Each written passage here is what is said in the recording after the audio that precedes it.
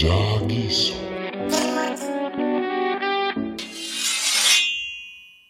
ሰላም የጃጊሶ ቤተሰቦች፣ በእናንተው ጥያቄ መሰረት አፍተር የተሰኘውን የፍቅር ፊልም ቀጣዩን ክፍል በቆንጆ ሁኔታ ሰርቼ ተመልሻለሁኝ። ርዕሱም አፍተር ዊ ፌል ይሰኛል። ደስ ብሎኝ ጀምሬ ደስ ብሎኝ እስክጨርስላችሁ ድረስ ይህን አድካሚ የሆነ ስራ ላይክ፣ ሼር፣ ሰብስክራይብ እንዲሁም ሐሳባችሁን ኮሜንት እያደረጋችሁ ተከታተሉኝ። ፊልሙ ሲጀምር አንድ ወንድና አንዲት ሴት ሲጣሉ እንመለከታለን። ይህ በእንዲህ እንዳለ ሴት ልጃቸው ደግሞ በዚህ ጸባቸው መሃል ሰላሟ እየታመሰ ትታያለች። ሴት ልጃቸው እንዳይጣሉ አምራ ስታለቅስና አባቷ አብሯቸው እንዲቆይ ስትለምነው ብዙም ሳይቆይ ደግሞ አባቷ ያለ ርህራሄ ትቷቸው ሲሄድ እንመለከታለን። በመጨረሻም ይህች ሴት ልጃቸው የፊልማችን ውዱ አክተር ቴሳ ስትሆን አባቷም ከ10 ዓመት በኋላ ወደ ህይወታቸው መመለሱን እናስተውላለን። ሰውየው መኖሪያ ቤት የሌለው ከመሆኑም በላይ የአልኮል ሱሰኛ ነበር። ስለዚህም በቤታቸው ሲመጣ አስተናገዱትና ቴሳ እራት በሚበላበት ጊዜ አብሯቸው እዚያ እንዲቆይ ትጠይቀዋለች።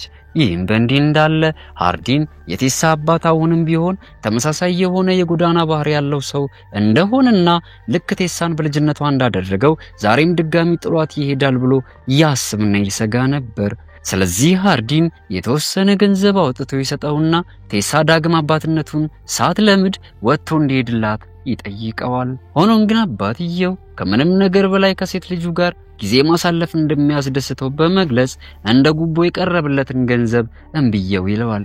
ከዚያም የቴሳ አባት ሃርዲንን ለአንዴና ለመጨረሻ ጊዜ እንዲያምነው ይጠይቀዋል። ከዕለታት አንድ ቀን ቴሳ ከወንድ ጓደኛዋ ከለንደን ጋር ወደ ሲያትል ልታደርገው ስላሰበችው ጉዞ ስትነጋገር እንመለከታታለን። በዚያም እሷ ዘወትር የምታልመውን ስራ እየጠበቃት እንደሆነ ትነግረዋለች። ሃርዲን በድንገት ወደ እነሱ ሲመጣ ቴሳ ወደ ሲያትል ሰላም የሄዱ እያመነታች ትነግረዋለች።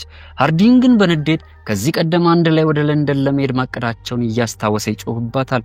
ሃርዲን ቴሳ እሱን ትታ ወደ ክፍሏ ስታቀና እሱም በጣም እንደተበሳጨ ትቷት ይመለሳል። በመቀጠልም ወደ ቤት ሲመለስ የቴሳ አባት በትኩረት ይመለከተውና ዘና ሊያደርገው በአካባቢያቸው ወደሚገኝ ባር ይወስደዋል። እዚያም ሲደርሱ የቴሳ አባት አብሮት ወደ ውስጥ እንዲገባ ጥብቆ ይጠይቀዋል። እሱም ስለደበረው እሺ ብሎ ይከተለዋል። ውስጥ ገብተው ልክ መጠጣት እንደጀመሩ ሃርዲን የቴሳን ፎቶ ከስልኩ በኩል ያሳየውና ለጥቂት ጊዜ ስለሷ ብቻ ማውራት ይጀምራሉ። በድንገት ግን አንድ የማይታወቅ ሰው ተከስቶ የሷን ፎቶ ከአባትየዋ ጋር በማስተያየት ያበሽቀውና ያላግጥበት ጀመረ። በዚህም ጊዜ የቴሳ አባት ራሱን መቆጣጠር አልቻለምና ተነስቶ የማይበርድ ጸብ ይከፍታል። ሃርዲንም ተደርቦ ሰውየውን በቡጢ ማንከባለል ይጀምራል። በዚህም መሃል ድንገት ቴሳ ከች ትላለች። ባሪስታውም ስልክ አውጥቶ በመደወል ፖሊሶቹን እየጠራ ሳለ ወዲያው ከቦታው ይሸሻሉ። በሃርዲንና በቴሳ አባት መካከል የነበረውም ግንኙነት ወደ ወዳጅነት መቀየር ጀምሯል። ቀጥሎም ቴሳ አባቷን እንዲተኛ ካደረገችው በኋላ ስለ ጉዳዩ ምንነት ሃርዲንን ታፋጥጠዋለች። ሁለታችሁም ሰካራሞች ናችሁ ብላ ተሰድባቸዋለች። ከዚያም ግን ነገሮች በቀስታ ወደ ሌላ ነገር ያመራሉ። ሃርዲን በቴሳ ሰውነት ላይ በረዶ ያስቀምጥና እግሯን በቀስታ ይስማት ጀመረ። ይህ በእንዲህ እንዳለ ቴሳም የወሲብ ስሜቷ ይቀሰቀስና በመካከላቸው የማይቀረው የተለመደው ክስተት ሌሊት እስኪነጋ ድረስ ይከሰታል። በማግስቱ ጠዋት የቴሳ አባት የስልክ ቁጥሩን ከሰጣት በኋላ ከቤታቸው ወጥቶ ይሄዳል። ብዙም ሳይቆይ ግን ቴሳና ሃርዲን መጨቃጨቃቸውን ይጀምራሉ። ምክንያቱም ቴሳ ወደ ሲያትል ለመሄድ ወስና እየተንቀሳቀሰች ነበር። ይህም ታዲያ የሃርዲንን ፍላጎት የሚጻረር ውሳኔ ነው። ይህ አለመግባባት ሁለቱን በጣም ያበሳጫቸውና ቴሳ የሃርዲንን መጽሐፍ አንስታ እንዳየች ከዚህ ቀደም አብረው ስላሳለፉት አስደሳች ትዝታዎች መለስ ብላ ታስባቸዋለች። በማግስቱም ጠዋት ቴሳ ወደ አዲሱ ቢሮ ደረሰችና ካለቃቸው ሚስት ጋር ትገናኛለች። እሷም አለቃቸው ቫንስ ለሃርዲን ስራ ሰጥቶት እንደነበርና እሱ ግን አልፈልግም እንዳለ ነገረቻት። በማስቀጠልም ቫንስ ማለት የሃርዲን አጎትና ለሃርዲን አባት ደግሞ የቅርብ ጓደኛው እንደሆነ ታሳውቃታለች። ይህም ለቴሳ የማታውቀው ጉዳይ ነውና በሃርዲን የበለጠ ቅር ትሰኝበታለች። በኋላም ላይ ተገናኝተው ስለ ጉዳዩ ይነጋገራሉ። ሃርዲንም ስለራሱ በደንብ አድርጎ ይገልጽላትና በሳምንቱ መጨረሻ ጥሩ ጊዜ ለማሳለፍ ይወስናሉ። ይሁን እንጂ ቴሳ ግን ሃርዲን ከርሷ ሚስጥሮቹን በመደበቁ አሁንም ቢሆን አዝናበታለች። ቢሆንም በጥቂት ቀናት ውስጥ ግን ሁለቱም ጥንዶች ከሃርዲን ቤተሰብ ጋር ሆነው ለሽርሽር ወጣ ይላሉ። ከዚያም የህይወታቸውን ምርጥና የሚያስደንቅ የእረፍት ቆይታቸውን ሲያሳልፉ እንመለከታቸዋለን። እዚህም ጋር ቴሳ ለንደንን አንዳንድ የተወሰኑ ጥያቄዎችን ትጠይቀዋለች። ወደ ሲያትል ለመሄድ መወሰኔ ጥሩ ውሳኔ ነው ወይስ እንዲሁ የመጣልኝ ሐሳብ ነው? ከተመረኩስ በኋላ ከሃርዲን ጋር ወደ ለንደን መሄድ አለብኝ እንዴ? ትለዋለች። ለንደንም ቴሳን በህልሟ ላይ ብቻ እንድታተኩር ይነግራትና ሃርዲን ፍቅሩ የእውነት ከሆነ ሁልጊዜም ቢሆን ሐሳቧን ሊደግፋትና እሷን ሊከተላት እንደሚችል ያሳውቃታል። ከዚያም ሄዳ ከሃርዲን አጠገብ ቁጥጥትልና ቆንጆ የሆነ የፍቅር ጊዜን ያሳልፋሉ። ከሁኔታቸው ስንመለከት ሁለቱም በጣም እንደሚዋደዱ ግልጽ ነበር። ወደ ቀጣዩ ትዕይንት ስንሄድ ሃርዲን እና ቴሳ ወደ አንድ ሬስቶራንት ሲገቡ እንመለከታቸዋለን። ሃርዲንም በአጋጣሚ ሊሊ ከተባለች ከድሮ ጓደኛው ጋር ይገናኝና አብሯት ተቀምጦ ሊያወራ ይፈልጋል። ይህ ግን በእንዲህ እንዳለ ቴሳ በጣም ደብሯት ስለነበር ካለችበት ቦታ አሻግራ በቅናት ወደ ሃርዲን ትመለከታለች። ከዚህ ጎን ለጎን ደግሞ ሃርዲ ቴሳን ስለሚያስተናግደው አስተናጋጅ ጥሩ ያልሆነ እንግዳ ስሜት እየተሰማው እንመለከታለን። ቴሳን ለየት ባለ መንገድ እያነጋገራት ነበር የመሰለው። ስለዚህ ተነስቶ ይመጣና እንደማለፍ ብሎ በትከሻው መታ ያደርገዋል። በዚያም ምሽት ቴሳና ሃርዲን ተያይዘው በመሄድ በሃርዲን አባት ቤት ውስጥ ባለ ጃኩሲ ውስጥ ዘና ማለት ይጀምራሉ። እዚያም ሆነው አንዳቸው በአንዳቸው ልብ ውስጥ ያለውን ፍቅር በመገላለጽ አስደሳች የሆነ የስሜት ልውውጥ ማድረግ ይጀምራሉ። ይህም ሁሉ ነገር የሚሆነው ግን በሞቀው ውሃ ውስጥ ሆነው ሳለ ነበር። ከጥቂት ደቂቃዎች በኋላ ደግሞ ተቀራርበው ወሲብ መፈጸማቸውን ይቀጥላሉ።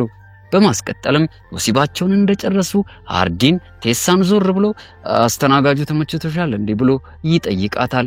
እሷም ሃርዲን በጣም የሚጠላውን ነገር ከመናገሯ በፊት ወዲያው ከቦታው ተነስቶ ይሄድላታል። ማታ ላይም ቴሳ ሃርዲን ሲቆይባት መልእክት ልትልክለት ትሞክራለች።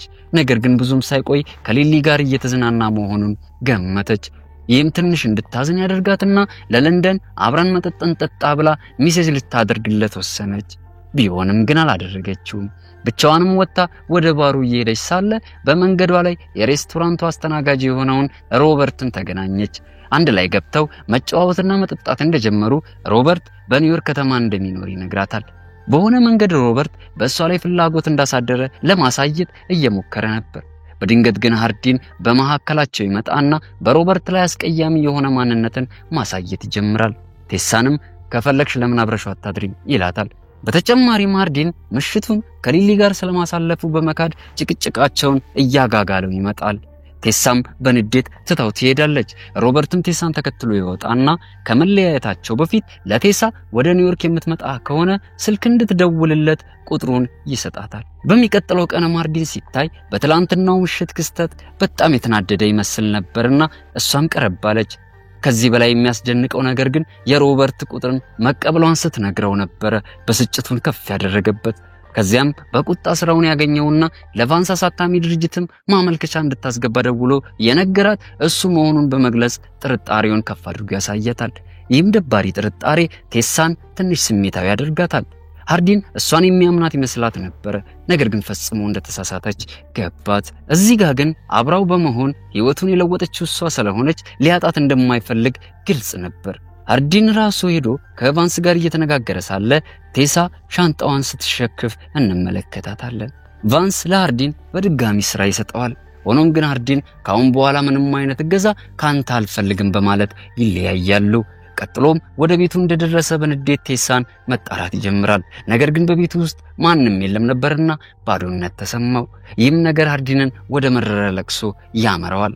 ከዚያም በኋላ በቴሳ እጅ የተጻፈ ማስታወሻ ደብተር ያገኝና ማንበብ እንደጀመረ ስለሷ የበለጠ በማሰብ ስሜታዊ ይሆናል። ብዙም ሳይቆይ ነገሮች ተቀያይረው ለሁለቱም ደባሪና አስቀያሚ ጊዜያቶችን ያመጣባቸዋል። ቴሳ በስተመጨረሻ ወደ ሲያትል ደርሳ ቫንስና ባለቤቱ ቆንጆ አቀባበል ያደርጉላታል። ይሁን እንጂ እሷ አሁንም ቢሆን በጣም እንዳዘነች ነበር። በማግስቱ ጠዋት ቴሳ ከእንቅልፏ እንደነቃች ስልኳን ተመለከተች። ነገር ግን ካርዲን የተላከ ምንም አይነት ሜሴጅ አላገኘችም ነበርና በጣም ከፋት። ስራዋንም እየሰራች 10 ጊዜ ወደ ስልኳ በመመልከት የሱን መልእክት ትጠባበቃለች። ነገር ግን ካርዲን ዘንድ ምንም አይነት መልእክት አሁንም አልመጣላትም። በድንገት ግን አንድ መልእክት ወደ ስልኳ ይገባል። ይሁን እንጂ ሜሴጁ የሃርዲን አልነበረም። ከዚህም በላይ መታገስ አልቻለችምና ራሷ ስልኳን አንስታ ልትደውልለት ወሰነች። ሃርዲንም ስልኩን በፍጥነት ነበር ያነሳላት። ነገር ግን ቴሳ ከበስተጀርባው የሴት ድምጽ እንደሰማች ወዲያው ስልኩን ዘጋች። ሆኖም ግን በኋላ ላይ ሃርዲን መልሶ በመደወል ሴቷ የጂም አሰልጣኙ እንደሆነች ይነግራታል። ለአንድ ደቂቃ ያህል ብቻ ሲነጋገሩ ሃርዲን በአሰልጣኙ እስኪጠራ ድረስ ሁለቱ ደስ የሚል ፍቅርና የናፍቆት ቃላትን በመለዋወጥ ነበር በስልክ ላይ ቆይታ ያደረጉት። ይህም በእንዲህ እንዳለ ቴሳ የሥራና የትምህርት ቤት ቆይታዋ በጥሩ ሁኔታ መሄዱን ይቀጥላል። ከዕለታት አንድ ቀን ከቫንስና ከሚስቱ ጋር ከተነጋገረች በኋላ በፍጥነት ወደ መኝታ ክፍሏ በመሄድ ለሃርዲን ስልክ አውጥታ ትደውልለታለች። ብዙም ሳይቆይ ታዲያ ሁለቱም በፍቅር ስሜት ይሰጥሙና በጋራ እየተደሰቱበት በስልክ ኃይለኛ የሆነ የፍቅር ጊዜ ማሳለፍ ይጀምራሉ። ሁለቱም በደንብ ሲሆን የተነፋፈቁት ምን ያህል እንደሚዋደዱም እየደጋገሙ ይገላለጹ ነበር። ብዙም ሳይቆይ ሃርዲን ከመቼውም ጊዜ በበለጠ እጅግ ደባሪ የሆነ ህልም ማየቱን እንመለከታለን። በህልሙ ሮበርት የሚባል ቴሳን በደንብ አድርጎ ሲያውጣበት ነበር የተመለከተው። ደንግጦ ከተኛበት ነቃ። ከዚያም ሃርዲን ቴሳን ለመገናኘት በመወሰን ወደ ቫንስ የሥራ ቦታ ያቀናል። ይህም ነገር ቴሳን በጣም ነበር ያስደስታት። ቀጥሎም ወደ ክፍሏ ተወስደዋለች። ትታው የመጣችውን የማስታወሻ ደብተሯን ይመልስላትና ለቀድሞ አስቀያሚ ድርጊቶቹ እየፈራ ይቅርታ ይጠይቃታል። ልክ የቫንስ ሚስት ኪምበርሊ ወደ ውጭ እንዲወጡ ስትጠራቸውና ሃርዲንም ተነስቶ ለመሄድ ሲንደረደር ቴሳ እጁን ይዛ ታስቆመዋለች። በጣም ስለናፈቃት የሆነ ነገር አምሯት ነበር። ስለዚህም እሱም ጠጋ ብሎ እሷን መሳም ይጀምራል። ነገር ግን በድንገት ያ በጣም ደባሪ የሆነው ቅዠቱ ይመጣበትና ተበሳሽቶ ወደ ኋላ በመሸሽ ከክፍሉ ወጥቶ ይሄዳል። ይህ በእንዲህ እንዳለ ኪምበርሊ በመጨረሻ ሁሉም ነገር መልካም እንደሚሆንላትና በድጋሚም ደስ ወደሚለው የፍቅር ጊዜያቸው እንደሚመለሱ በመግለጽ ታጽናናታለች። ሃርዲን ግን ለቀናት በቴሳ ፊት ዝም እንዳለና ነገሮችን ምስጢራዊ እያደረገ ነበር። ነገር ግን ቴሳ በዚህ ሁሉ ነገር ግራ እንደተጋባች ትቆያለች።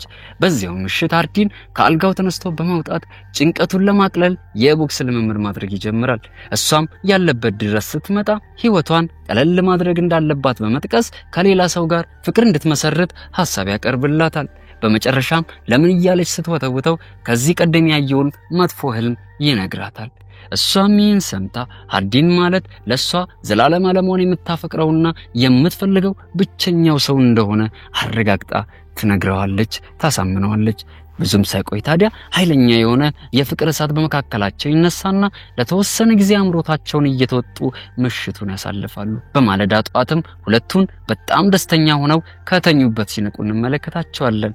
በመጨረሻም በሲያትል በመዝናናትና ብዙ የሚያማምሩ እንዲሁም የማይረሱ የፍቅር ጊዜያቶችን በማሳለፍ ዘና ይላሉ። ነገር ግን ወደ ማታ ቴሳ ሃርዲን በቅርቡ ተመልሶ ተለይቷት ሊሄድ መሆኑን በማሰብ እንቅልፏን መተኛት አልቻለችም ነበር። ቀጥሎም ከዚህ ቀደም እናቱ ልታገባ እንደሆነ ከኪምበርሊ አፍ ስለሰማች ሃርዲንን ለምንድነው ያነገርከኝ በማለት ተወቅሰዋለች። ሃርዲንም እውነቱን ያልነገራት እሱ ራሱ ዘግይቶ እንደሰማና በሰርጓ ቀን ላይም መገኘት እንደማይፈልግ በመግለጽ ግንባሯ ላይ ስሞ ይሰናበታታል። በኋላም ላይ ሃርዲን ወደ ቤቱ ሲደርስ የቤቱን በር ክፍት ሆኖ ያገኘዋል። በእጁም በትር ይዞ በቀስታ ወደ ውስጥ በመዝለቅ ዙሪያ ገባውን ሲመለከት የቴሳን አባት በመጸዳጃ ቤት ወለል ላይ በጣም ተጎድቶና ወድቆ ያገኘዋል። ከዚያም የቴሳ አባት ጉዳት ያደረሰበት ሰው $500 ተበድሮት መክፈል ባለመቻሉ እንደሆነ ይገልጽለታል። ሃርዲንም ፈጠን ብሎ ውድ የሆነ ሰዓቱን ይዞ በማምጣት ሽጦ እንዲከፍለው ይሰጠዋል። ይህ በእንዲህ እንዳለ ቴሳ መቼም ቢሆን መጸነስ እንደማትችል ከሆስፒታል ይነገራታል። ይህም ታዲያ የሷ አስከፊ የሆነ ቅዠት እንጂ እውነት አልነበረም። ሃርዲን በመጨረሻ ቀን ጊዜውን በሙሉ ከፍቅረኛው ጋር ለመሆን ስለፈለገ ትምህርቱን ወደ ሲያትል ለማዘዋወር ከአባቱ ጋር ተገናኝቶ ይወያያል። ነገር ግን አባቱ እዚሁ የጀመረውን ትምህርት ተመርቆ እስኪያጠናቅቅ እንዲጠብቅ ይነግረዋል። ይህ ማለት ገና 2 ወር ሙሉ ይቀረዋል ማለት ነው።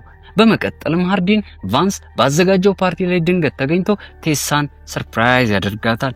በተጨማሪም ከ2 ወራት በኋላ ጠቅልሎ ወደ ሲያትል ሊመጣ እንደሆነ ይነግራታል። ይህም ዜና እሷ በዓለም ላይ በጣም እድለኛ የሆነች ሴት የሆነች ያለ እንዲሰማት ያደርጋታል። በማግስቱ ጠዋት ላይም ሃርዲን ከቫንስ ጋር በጂም ቤት ውስጥ ይገናኝና ቫንስ ቀረብ ብሎ ለሁለቱም ጥሩ ጊዜ ሊሆን እንደሚችል በመጥቀስ ቴሳን በእናቱ ሰርግ ላይ እንዲወስዳት ሐሳብ ያቀርብለታል። በማስቀጠልም ሃርዲን በፍጥነት ወደ ቴሳ ይመጣና ወደ ለንደን የሚወስዳቸውን 2 ትኬቶችን እንዳዘጋጀ ያሳውቃታል። እሷም እጅግ በጣም ደስተኛ ትሆናለች። ብዙም ሳይቆይ ታዲያ ሁለቱም ወደ እናቱ የሰርግ ዝግጅት ላይ ሲሄዱ እንመለከታቸዋለን። እዚህም ጋር ሃርዲን ከቴሳ አባት ተደውሎለት ወጣ ብሎ ሲያናግረው ከርቀት ትመለከተዋለች። ከዚያም ሲመለስ ለሷና ለቤተሰቧ እያደረገ ስላለው ነገር በሙሉ ከልብ ታመሰግነዋለች። በዚህ በኩል ቴሳ የሃርዲን እናት ቆንጆ የሰርግ ቀሚስ እንድትመርጥ ስትረዳት፣ ሃርዲን ደግሞ ብቻውን ሆኖ የተወሰነ ጊዜያቶችን በከተማው ዞር ዞር እያለ ያሳልፋል። ምሽት ላይም በጋራ ደስ የሚል ጊዜ ያሳልፋሉ። በሌሊት ግን ሃርዲን ዋለ መጠጣት ከእንቅልፉ ሲነቃ ድንገት ያልጠበቀ ኮሽታ ከርቀት ያደምጣል። የሚንኮሻኮሽ ድምጽ ሰምቶ ስለነበር በቀስታ ወደ ኩሽናው ሲያቀና ሙሽራዋ እናቱ ከቫንስ ጋር በድብቅ ስትባልግ ይመለከታል። ይህም ፈጽሞ ያልጠበቀው ነገር ስለሆነ ሃርዲን በጣም ተናዶ እናቱን በስድብ ካጥረገረጋት በኋላ ቫንስን በቡጢ ይመታዋል። ይህን የእናቱን ብልግና ሃርዲን አምኖ ለመቀበል በጣም ከብዶት ስለነበር ምርር ብሎ ማልቀስ ጀመረ። ቀጥሎም ቴሳን እንደ ትንሽዬ ልጅ እቅፍ አድርጓት ይነፋረቅባታል። እሷም ግን እስኪረጋጋ ድረስ ትታገሰው ነበር።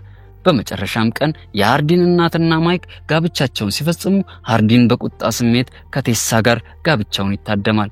ከቆይታ በኋላም ቫንስ በሐዘንና በብስጭት ከተጎዳው ከሃርዲን ጋር ለመነጋገር ይመጣል። በአቅራቢያቸው በሚገኝ አንድ ባር ውስጥ መጥቶ እንዲገናኘውና እሱ የሚነግረውም አንድ ከባድ ሚስጥር እንዳለው ያሳውቀዋል። ሃርዲን ከቫንስ ጋር ለመነጋገር ሲሄድ ቴሳ ደግሞ ከቫንስ ሚስት ከኪምበርሊ አጠገብ ሆና ልታጽናናት ትሄዳለች። ሃርዲን ወደ ቡና ቤቱ እንደደረሰ በቀስታ ከቫንስ አጠገብ ሄዶ ተቀመጠ። በዚያም ሆነው ሳሉ ቫንስ የሃርዲንን ሙሉ ሕይወት የሚለውጠውን አደገኛ ሚስጥርና እውነት በራሱ አንደበት ቀስ ብሎ እየፈራ ማብራራት ጀመረ። መጀመሪያ ላይ ለትንሽ ሰዓታት ሲያመነታ ይቆይና በመጨረሻ ላይ ግን ሃርዲን የሱ ልጅ እንደሆነ ይነግረዋል። ይህም እውነት ሃርዲንን ሺህ ቦታ እንዲሰባበር ያደርገዋል። ይህም ብቻ ሳይሆን በዚህ በኩል ኪምበርሊንም ይህን ሚስጥር ለቴሳ ትነግራታለች። ቀጥሎም ሃርዲንና ቴሳ እርስ በርሳቸው በመንገድ ላይ ተገናኝተው እንደ መጽናኛ ባሉበት ቆመው በፍቅር ሲሳሳሙ ፊልማችን እንደሚቀጥል በመናገር ይሰናበተናል። የተወደዳችሁ ቤተሰቦቼ ቀጣዩን ክፍል ከስር ባለው ሊንክ ማግኘት ትችላላችሁ። ስለነበረን ደስ የሚል ቆይታ ከልብ አመሰግናለሁ። ያላችሁን ማንኛውንም አስተያየት በኮሜንት ልታሳውቁኝ ትችላላችሁ። ላይክ፣ ሼር፣ ሰብስክራይብ ማድረጋችሁን እንዳትረሱ። በቀጣዩ ክፍል ዳግም ተመልሰን እንገናኛለን። እስከዚያው ድረስ ታዲያ ሳምንቱ የእናንተ ይሁን። ጃጊሶ ፊልሞች።